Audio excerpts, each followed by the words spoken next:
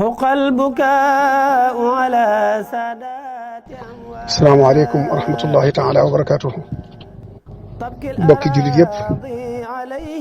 bokki taalibe murid yëpp bokk yëpp xew-xew bi nga xam ne kenn ku ne jàpp nga ne ci sa kaw la dal ñu génn àddina ak Serigne Moustapha moom Cheikh Salih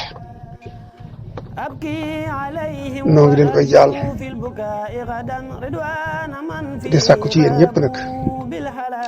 ku dégg kàddu gi rek nga jàngal ko suratul ixlaas ñeent fukki yoon te yoon wu ne ànd ak bismillahi rahmaani rahiim lu waay man ci jàngum alquran ak xasaay di Seexul Xadiim ak salaatu ala nabi lu ci waay man nag noo ngi koy sàkku te jox ko addiya mu dem ci ruuxam gu sell ga. ab jullit dëgg dem na, taalibeb Serigne Touba dem na, ku wóolu Serigne Touba dem na, ku bëgg Serigne Touba dem na, ku boolewul Serigne Touba ak dara dem na, ku xuus ci àddina ba génn ko te amul benn tas dara topp ci moom dem na, ku bëgg mbokk dem na, ku amuk taalibe te bëgg taalibe yi dem na, ku teel a wattu alxuraan te man ko te xereñe ko te bëgg ko te di ko jàng waxtu bu ne ak di ko tari dem na, kuy dund xaside yi te bari lum ci mokkal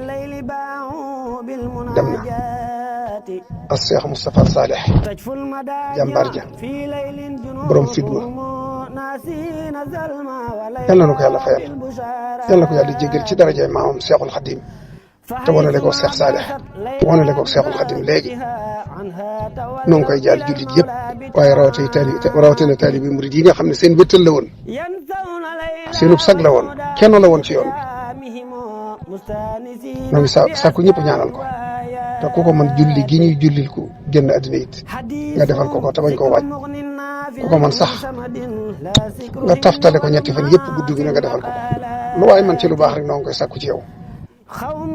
yal na ko yàlla jéggal, yal na ko yàlla yërëm, yal na ko yàlla gërëm ci darajay maamam al Cheikhul Xadim radiyallahu taala anhu.